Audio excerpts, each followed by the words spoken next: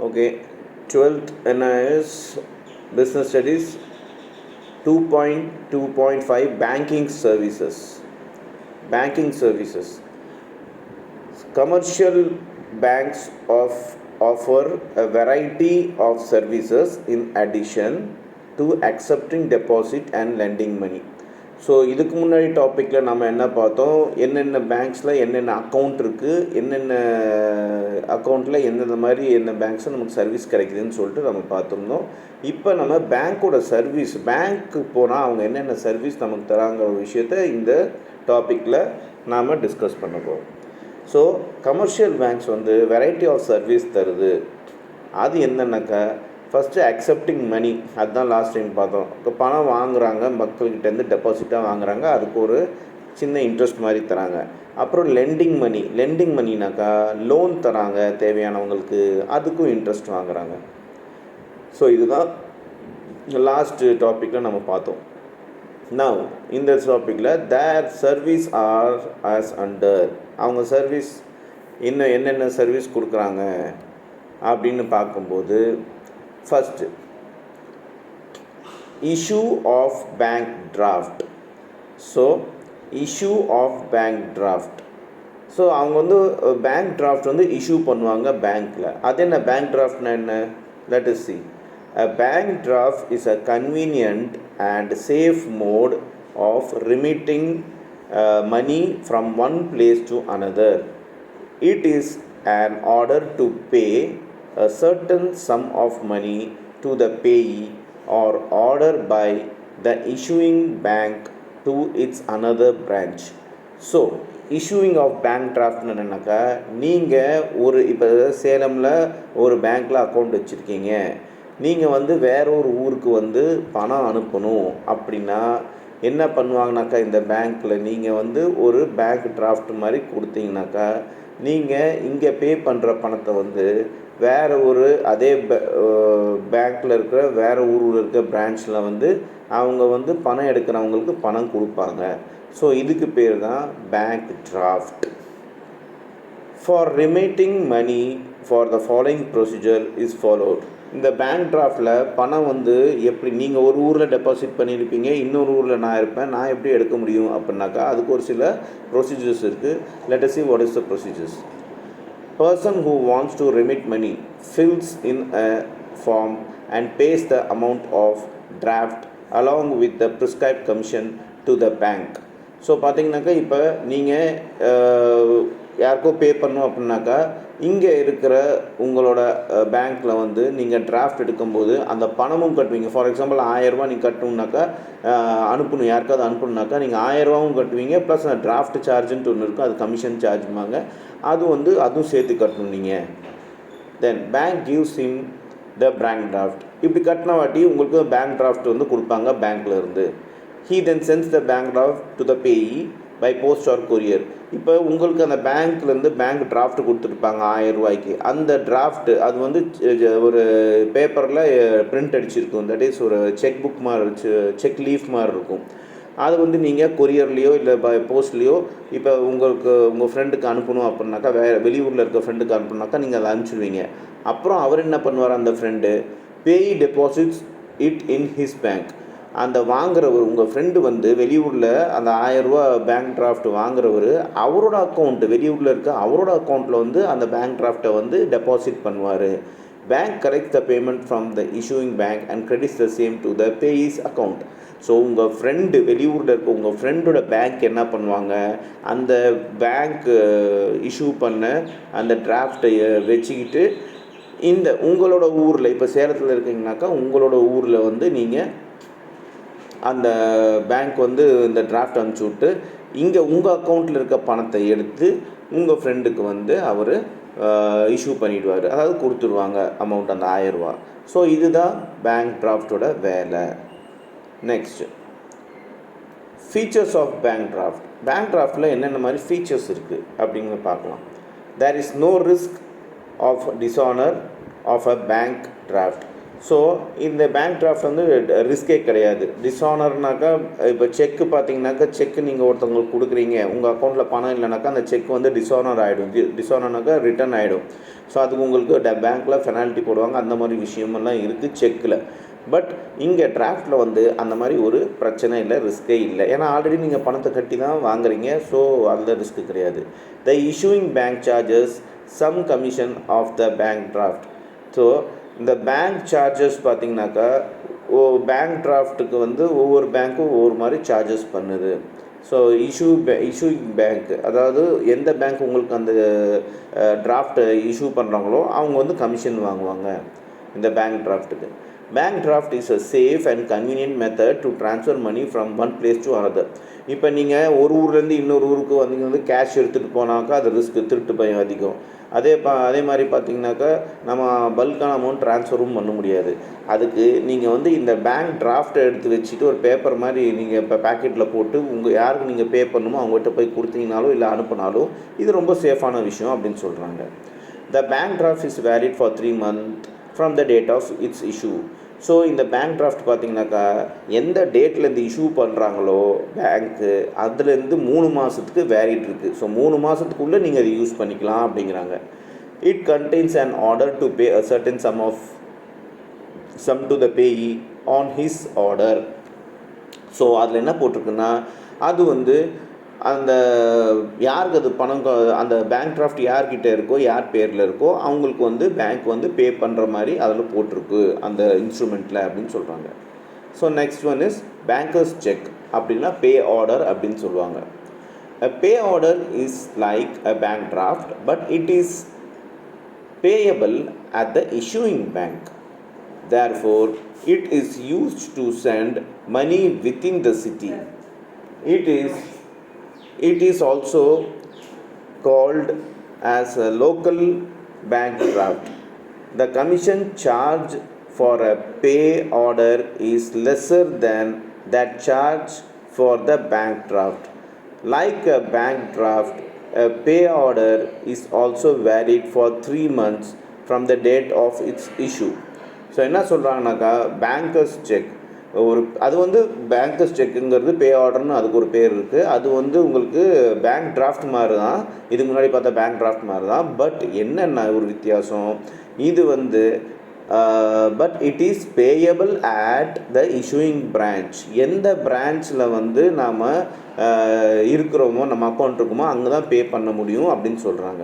So bank டிராஃப்ட்டை பொறுத்த வரைக்கும் என்ன, எந்த பேங்க்கில் வேணாலும் நீங்கள் டிராஃப்ட் எடுக்கலாம், எந்த பேங்க் வேணாலும் நீங்கள் அந்த பணத்தை அனுப்பிச்சு அது பணம் எடுத்துக்கலாம். பட் இந்த பே ஆர்டர் அப்படி கிடையாது.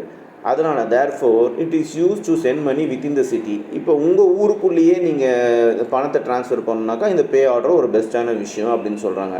It is also called as local bank draft. இது வந்து லோக்கல் பேங்க், அந்த ஊருக்குள்ளே இருக்க லோக்கல் பேங்க்குள்ளே மணி டிரான்சாக்ஷன் பண்ணுறதுக்கு உண்டான ஒரு லோக்கல் பேங்க் டிராஃப்ட்னு கூட இன்னொரு பேர் இருக்குதுன்னு சொல்கிறாங்க.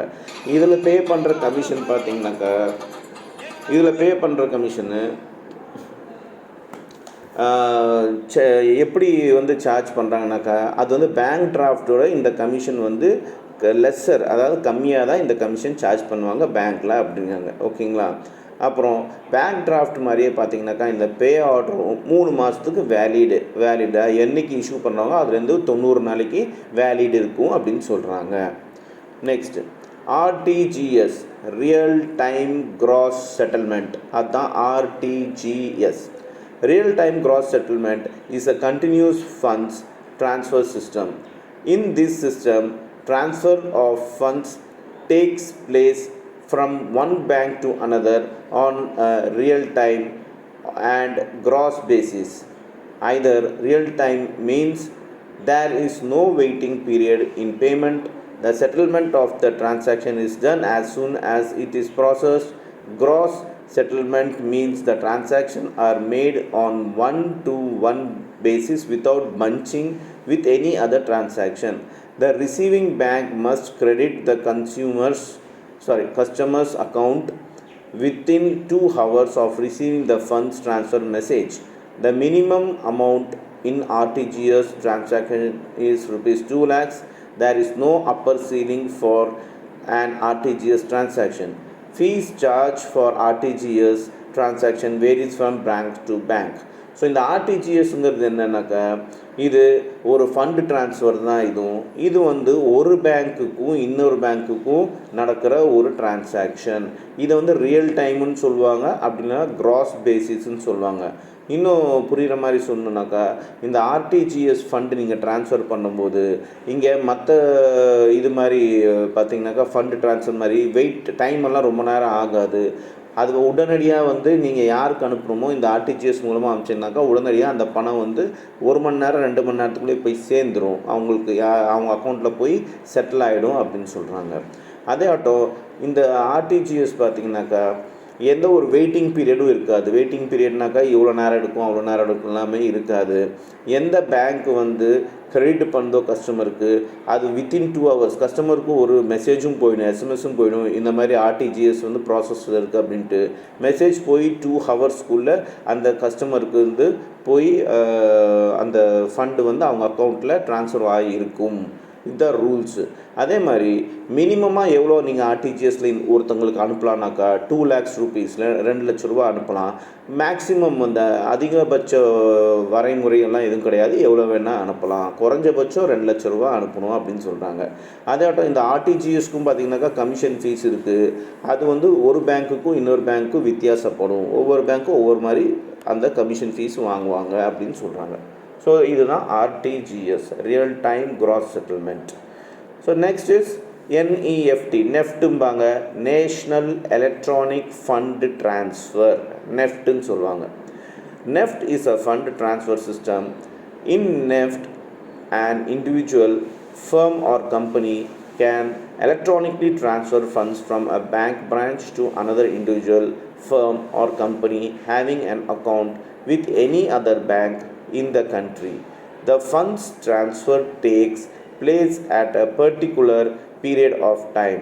During weekdays, NEFT transaction take place 6 times a day: 9:30 a.m., 10:30 a.m., 12 noon, 1 p.m., 3 p.m., 4 p.m. On Saturday, NEFT transaction take place 3 times a day: 9:30 a.m., 10:30 a.m. and 12 noon. So நெஃப்ட்டுங்கிறது என்னன்னாக்கா இது ஒரு மணி transfer தான். ஒரு கம்பெனியோ ஒரு தனிப்பட்ட நபரோ பார்த்திங்கனாக்கா தன்னோட அக்கௌண்ட்லேருந்து இன்னொரு கம்பெனிக்கோ இல்லை இன்னொரு தனிப்பட்ட நபருக்கோ இது வந்து ட்ரான்ஸ்ஃபர் பண்ணலாம் அப்படின்னு சொல்கிறாங்க. இது பார்த்திங்கனாக்கா யாருக்கு வந்து எந்த பேங்க்கில் அக்கௌண்ட் இருக்கோ அந்த பேங்க்லேருந்து அவங்க ஆப் மூலமாக கூட இன்றைக்கி நெஃப்டெல்லாம் ட்ரான்ஸ்ஃபர் பண்ண ஆரம்பிச்சிட்டாங்க. ஸோ அந்த கண்ட்ரிக்குள்ளே அந்த நாட்டுக்குள்ளே இருக்கிற பேங்க்குக்கு இவங்க வந்து நெஃப்ட்டு அனுப்பலாம், ட்ரான்ஸ்ஃபர் பண்ணலாம் இந்த ஃபண்டை அப்படின்னு சொல்கிறாங்க.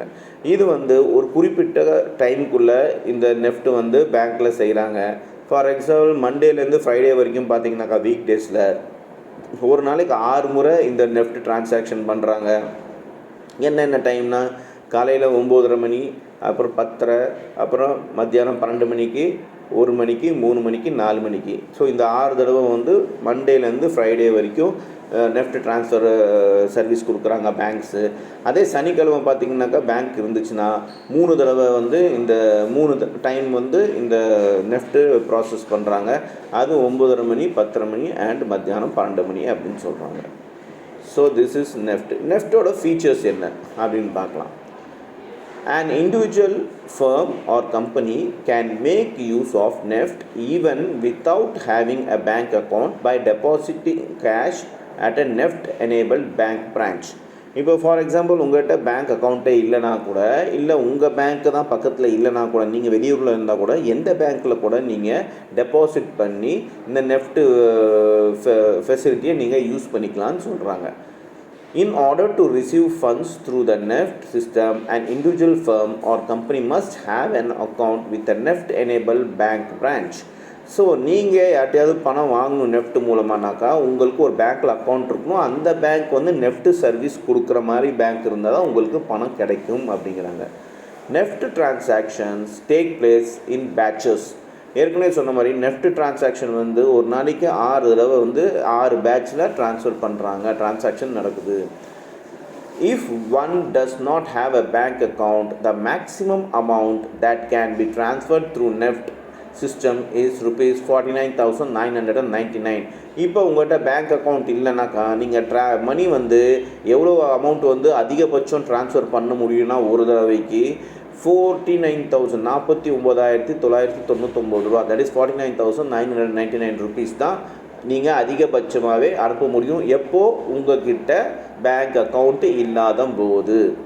There is no minimum or maximum amount that can be transferred to NEFT when one has a bank account. Suppose உங்களுக்கு ஒரு பேங்க்கில் அக்கௌண்ட் இருக்குனாக்கா உங்களுக்கு இந்த லிமிட்டெல்லாம் கிடையாது. நீங்கள் எவ்வளோ வேணாலும் அனுப்பலாம், குறைஞ்சபட்சமும் எவ்வளோ வேணாலும் அனுப்பலாம், அதிகபட்சமும் எவ்வளோ வேணாலும் அனுப்பலாம், ஒரு லிமிட் கிடையாது அப்படின்னு சொல்கிறாங்க.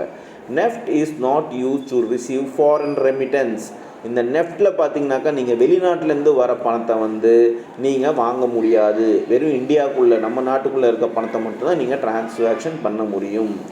The sender of funds must pay charges for NEFT. The amount of charges vary according to the amount sent. So பார்த்தீங்கன்னாக்கா இந்த அனுப்புகிறாங்க, இப்போ நீங்கள் ஒரு ஃபண்டை நெஃப்டில் அனுப்புறீங்கனாக்கா அது வந்து அந்த அனுப்புகிறவர் வந்து அந்த கமிஷன் கொடுத்தாகணும் அந்த பேங்க்குக்கு. அதாட்டம் அந்த அமௌண்ட் வந்து ஒரு பேங்க்குக்கும் இன்னொரு பேங்க்குக்கும் அந்த அமௌண்ட்டை பொறுத்து சேஞ்ச் ஆகும் அப்படின்னு சொல்கிறாங்க. எந்த அமௌண்ட்டு? அந்த கமிஷன் அமௌண்ட்டு அப்படின்னு சொல்கிறாங்க. The receiver of funds does not have to pay any charges. பணம் வாங்குறவங்க, இப்போ நீங்கள் உங்களுக்கு யாராவது நெஃப்ட் அனுப்புகிறாங்கனாக்கா நீங்கள் வந்து எந்த ஒரு சார்ஜும் பண்ண தேவையில்லை. ஸோ அனுப்புகிறவர் மட்டும்தான் கமிஷன் கட்டுவார், வாங்குறவங்க கட்ட தேவையில்லை அப்படின்னு சொல்கிறாங்க. Next, bank over draft. Current account holder is allowed to draw by check more than the amount to his credit up to a specified limit. This facility is provided against the security of some assets. A higher rate of interest is charged on bank overdraft. Extra amount withdrawn from the current account must be deposited in account with the prescribed period. So ஏற்கனவே நம்ம வந்து current account பற்றி போன டாப்பிக்கில் பார்த்துருக்கோம். Current account யார் use பண்ணுவாங்கனாக்கா பெரிய பெரிய பிஸ்னஸ் மேன் எல்லாமே கரண்ட் அக்கௌண்ட் தான் யூஸ் பண்ணுவாங்க. இந்த current account bank over draft என்னன்னாக்கா இந்த கரண்ட் அக்கௌண்ட்டில் கொடுக்குற ஒன் ஆஃப் த ஆப்ஷனு. இது என்னன்னாக்கா ஒரு கரண்ட் அக்கௌண்ட் ஹோல்டர் வந்து அவங்களுக்கு பேங்க் ஒரு ஆப்ஷன் தருது, சர்வீஸ் தருது. என்னென்னா அவங்க வந்து சப்போஸ் 1,00,000 ரூபா வச்சுருக்காங்க அவங்களோட அக்கௌண்ட்டில் அப்படின்னா, ஆனால் அவங்களுக்கு 1,50,000 ரூபா தேவைப்படுது யாருக்கோ பே பண்ணணும் அப்படின்னா அவங்க வந்து அந்த அமௌண்ட் அவங்க வச்சுருக்க அமௌண்ட்டோட அதிகமாக கூட அவங்க வந்து செக்கு கொடுத்து பே பண்ண வைக்கலாம். அதாவது பேங்க் வந்து அவங்களுக்கு எக்ஸ்ட்ராவாக 50,000 ரூபா கொடுக்கும். எப்படின்னாக்கா ஒரு செக்யூரிட்டி வாங்கிட்டு தான் அந்த தனிப்பட்ட நபர், அதாவது அக்கௌண்ட் ஹோல்டர்கிட்டேருந்து ஒரு சம் அசட்ஸு சொத்து வந்து செக்யூரிட்டியாக வாங்கிட்டு தான் அவங்க எக்ஸ்ட்ரா அமௌண்ட் கொடுப்பாங்க அப்படின்னு சொல்கிறாங்க. இதுக்கு அந்த பேங்க் வந்து ஹை இன்ட்ரெஸ்ட் வாங்கும். இன்ட்ரெஸ்ட்னாக்கா ஒரு நாளுக்குள்ளேயே பார்த்தீங்கன்னாக்கா இத்தனை % அப்படின்ட்டு எவ்வளோ வாங்குறாங்களோ எக்ஸ்ட்ரா அமௌண்ட்டு அதுக்கு உண்டான வட்டியை வாங்குவாங்க. இதுதான் ஓவர் டிராஃப்ட்டுன்னு சொல்கிறாங்க. Extra amount withdrawn from the current account must be deposited in the account within the prescribed period. எவ்வளோ அமௌண்ட் அவங்க எக்ஸ்ட்ரா வாங்குறாங்க, ஃபார் எக்ஸாம்பிள் 50,000 ரூபா எக்ஸ்ட்ரா வாங்கியிருக்காங்கனாக்கா அது அந்த நாளைக்கு பேங்க் முடியறதுக்குள்ளேயே அந்த அக்கௌண்ட் ஹோல்டர் வந்து பே பண்ணி ஆகணும் வித் இன்ட்ரெஸ்ட் அப்படின்னு சொல்கிறாங்க, வட்டியோட அப்படின்னு சொல்கிறாங்க. இதுதான் bank over draft. Next, cash credit. Under cash credit system, person, firm or company can borrow money from the bank. Money can be borrowed up to a specified limit. The borrower withdraws money and when required, interest is charged on the amount withdrawn by the borrower. Cash credits limit is decided by the bank on the basis of the borrower's assets and personal reputation. So இந்த cash கிரெடிட்ங்கிறது இன்னொரு service bank கொடுக்குறது. இதில் என்ன நடக்குதுன்னு பார்ப்போம். இந்த cash credit சிஸ்டமில் ஒரு ஆளோ தனிப்பட்ட நபரோ இல்லை ஒரு கம்பெனியோ அவங்க வந்து பேங்க்லேருந்து கடன் வாங்குகிறாங்க. அந்த கடன் வாங்கும்போது ஒரு சில காலகட்டத்துக்கு வாங்குகிறாங்க. ஸ்பெசிஃபைட் லிமிட் டேஸ்க்காக தான் வாங்குகிறாங்க. அது மட்டும் இல்லாமல் அந்த வித்ட்ரா பண்ண மணி, அதாவது அந்த கடன் வாங்குறவர் பணம் வாங்கியிருக்காரு, அது பார்த்திங்கனாக்கா எப்போ தேவையோ அப்போ வந்து அவங்க மெதுவாக எடுத்துக்கலாம் அப்படின்னு சொல்கிறாங்க. அதுக்கு வந்து இன்ட்ரெஸ்ட் வந்து எவ்வளோ அமௌண்ட் அவங்க எடுக்கிறாங்களோ, பேங்க்லேருந்து வாங்குகிறாங்களோ அதுக்கு இன்ட்ரெஸ்ட்டு அவங்க பே பண்ணி ஆகணும்னு சொல்கிறாங்க. அதேட்டும் கேஷ் கிரெடிட் லிமிட்டெடு யாரால் டிசைட் பண்ணப்படுது? ஃபார் எக்ஸாம்பிள் ஒருத்தருக்கு இவ்வளோ தான் கேஷ் கிரெடிட் கொடுக்கணும் அப்படின்ட்டு யார் டிசைட் பண்ணாங்கனாக்கா அந்த பேங்க் தான் டிசைட் பண்ணுறாங்க. அது எதை வச்சு டிசைட் பண்ணுறாங்கனாக்கா அந்த பாரோவர், அந்த கடன் வாங்குறவரோட சொத்து மதிப்பை வச்சு தான். அதுவும் இல்லாமல் அவங்களோட பர்சனல் ரெப்யூட்டேஷன், வாங்குறவரோட நல்ல மரியாதை, ஒரு மதிப்பு, அவங்க கரெக்டாக தான் இருக்கிறாங்க, பேங்க் அக்கௌண்ட்லாம் கரெக்டாக தான் மெயின்டைன் பண்ணுறாங்க, அந்த மாதிரி ஒரு மதிப்பு இருக்கிறவங்களுக்கு தான் இந்த பேங்க் வந்து அவங்களா பார்த்து கொடுக்கறது தான் இந்த கேஷ் கிரெடிட் அப்படின்னு சொல்கிறாங்க. Next SMS alert. எஸ்எம்எஸ்னால் என்னென்னு நீங்கள் மாஸ் கம்யூனிகேஷனில் படிச்சிருப்பீங்க. Short message service. இன்றைக்கி என்ன தான் உங்களுக்கு இன்டர்நெட்டில் 1008 சோஷியல் மீடியா வந்தாலும் நீங்கள் இன்டர்நெட் இல்லாமல் ஒன்றும் உங்களுக்கு மெசேஜே வராது. பட் அந்த காலத்துலேருந்து இந்த காலத்து வரைக்கும் கன்ஃபார்மான ஒரே மெசேஜ் சர்வீஸ் எதுனாக்கா எஸ்எம்எஸ். இந்த எஸ்எம்எஸை போட்டு விட்டிங்கனாக்கா நெட்வொர்க் எங்கே இருக்கோ ஆட்டோமேட்டிக்காக உங்களுக்கு வந்து மெசேஜ் வந்து சேர்ந்துடும். இதுதான் கன்ஃபார்மான மெசேஜ். அதை இன்றைக்கி வரைக்கும் இதுதான் best message service. So SMS alert. It is a type of e-banking facility. To avail this service, the customer must get his/her mobile number registered with the bank. The bank records the mobile number of the customers in computer system in the profile of the customer. Whenever a transaction takes places in the customer's account, there is a SMS alert on his mobile phone. SMS alert give information of the up-to-date balance in the customer's account without him visiting the bank. So என்ன ஆகுதுனாக்கா இன்றைக்கி உங்களோட பேரண்ட்ஸோட மொபைலில் பார்த்தீங்கன்னா daily காலில் அவங்கவுங்க பேங்க்கு, அவங்க எந்த பேங்க்கில் அக்கௌண்ட் வச்சுருக்காங்களோ அவங்களோட மொபைலுக்கு வந்து டெய்லி எஸ்எம்எஸ் வரும், இவ்வளோ பேலன்ஸ் இருக்குது, இவ்வளோ பேலன்ஸ் இருக்குன்ட்டு. ஸோ இதுதான் எஸ்எம்எஸ் அலர்ட். ஸோ இந்த ஃபெசிலிட்டி வந்து பேங்க் தராங்க. இ-பேங்கிங் ஃபெசிலிட்டியில் யார் யார் அக்கௌண்ட் வச்சுருக்காங்களோ அவங்க கண்டிப்பாக அவங்க மொபைலை வந்து அவங்களோட அக்கௌண்ட்டோட லிங்க் பண்ணியிருக்கணும். அப்படி லிங்க் பண்ணும்போது பணம் எடுத்தாலோ இல்லை அவங்க அக்கௌண்ட்டில் பணம் டெபாசிட் ஆனாலோ டக்குன்னு எஸ்எம்எஸ் வந்துடும். இதுதான் எஸ்எம்எஸ் அலர்ட் அப்படின்னு சொல்கிறாங்க. Next, foreign exchange currency.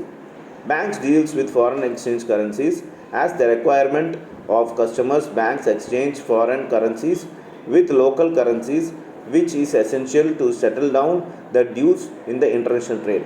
Foreign exchange currency என்னன்னாக்கா வெளிநாட்டு பணம், சரிங்களா? பேங்க்கு வெளிநாட்டு பணத்தோடையும் டீல் பண்ணுது, கரன்சிஸோடையும் டீல் பண்ணுது. அது எப்படின்னாக்கா கஸ்டமர்ஸ்க்கு ஓட தேவைக்கு ஏற்ற மாதிரி பேங்க் வந்து லோக்கல் கரன்சி, ஃபார் எக்ஸாம்பிள் இங்கேருந்து நீங்கள் வெளிநாடு போகிறீங்கனாக்கா இங்கே வந்து நம்ம ரூபே யூஸ் பண்ணிருக்கோம், சரிங்களா? நம்ம நாட்டோட கரன்சி பேர் வந்து ரூபே. இது வந்து வெளிநாட்டிலலாம் செல்லுபடி ஆகாது. இப்போ நீங்கள் வெளிநாட்டுக்கு போனீங்கன்னாக்கா அந்த நாட்டோட கரன்சி தான் நீங்கள் யூஸ் பண்ண முடியும். ஸோ அப்படி பார்க்கும்போது இந்த ஃபாரின் எக்ஸ்சேஞ்சில் நீங்கள் இங்கேருந்து எந்த நாட்டுக்கு போகிறீங்களோ அந்த நாட்டோட கரன்சி நம்மளோட கரன்சி கொடுத்துட்டு வெளிநாட்டோட கரன்சி நீங்கள் வாங்கிக்கலாம். இந்த மாதிரி இன்டர்நேஷ்னல் ட்ரேட் எல்லாமே இந்த பேங்க்ஸ் வந்து செட்டில் பண்ணுது, டீல் பண்ணுது இந்த ஃபாரின் எக்ஸ்சேஞ்ச் கரன்சி மூலமாக. தென் ஏடிஎம் சர்வீசஸ். இதை பற்றி உங்களுக்கு நல்லாவே தெரியும். ATM services replace human bank tellers in performing bank function such as deposit, withdraw, account inquiries. Key advantage of ATMs includes 24 hours availability, elimination of labor cost and convenience of location. So அந்த காலத்தில் பார்த்தீங்கன்னாக்கா எல்லோரும் பேங்க்கில் போய் தான் பணம்லாம் எடுத்துகிட்டு இருப்பாங்க, க்யூவில் நிற்பாங்க, சலான் ஃபில் பண்ணுவாங்க, இத்தனை விஷயங்கள்லாம் இருந்துச்சு. அது லேட் ஆகிட்டு இருந்துச்சு.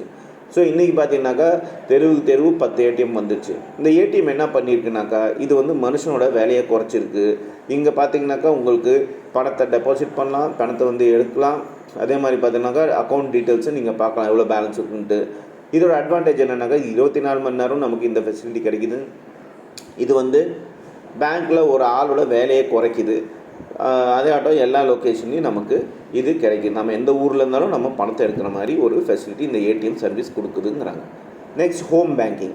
ஹோம் பேங்கிங்னா என்னன்னாக்கா it is a process of completing the financial transaction from the one's home as opposed to utilisation of bank of branch. நம்ம வீட்டிலேருந்தே இன்றைக்கி பேங்கிங்லாம் பண்ண ஆரம்பிச்சிட்டோம்.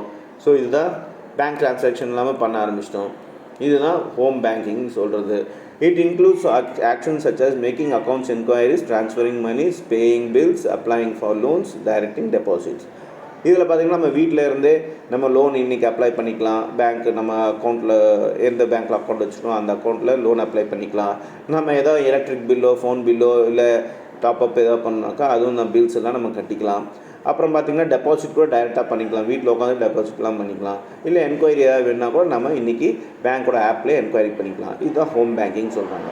தென் finally mobile banking all known as M-Bank. ஸோ மொபைல் பேங்க்னால் உங்களுக்கே தெரியும், எல்லா பேங்க்கும் இன்றைக்கி அவங்கவுங்க ஆப் வச்சுருக்காங்க. அந்த ஆப் மூலமாகவே எல்லா வேலையும் நம்ம இன்றைக்கி பண்ணிக்கிறோம். Mobile banking is a term used for performing balance checks, accounts transaction, payments, credit applications and other banking transactions, though through a mobile device such as mobile phone, a personal digital assistant, PDAன்னு சொல்லுவாங்க. So இன்றைக்கி ஒரு mobile bank இருந்துச்சுனாக்கா, கையில் ஒரு mobile இருந்துச்சுனாக்கா அதில் பேங்க்கோட app download பண்ணிட்டு நம்ம வந்து deposit பண்ணலாம், வித்ட்ரா பண்ணிக்கலாம், நம்ம பேலன்ஸ் செக் பண்ணிக்கலாம், பேமெண்ட்ஸ் பண்ணிக்கலாம். ஸோ இந்த மாதிரி விஷயம் எல்லாமே பண்ணிக்கலாம் நம்மளோட மொபைல் டிவைஸில். இது வந்து பிடிஏன்னு கூட சொல்லுவாங்க, தட் இஸ் பர்சனல் டிஜிட்டல் அசிஸ்டண்ட்டுன்னு சொல்கிறாங்க. ஸோ ஸ்டூடெண்ட்ஸ், இன்றைக்கி வந்து இந்த டாப்பிக்கோட நம்ம முடிக்கிறோம் இந்த செஷனு. நெக்ஸ்ட் டாப்பிக்கில் நெக்ஸ்ட் ஒரு பேங்கிங்கிற இதில் டாப்பிக்கில் நம்ம வந்து மீட் பண்ணலாம்.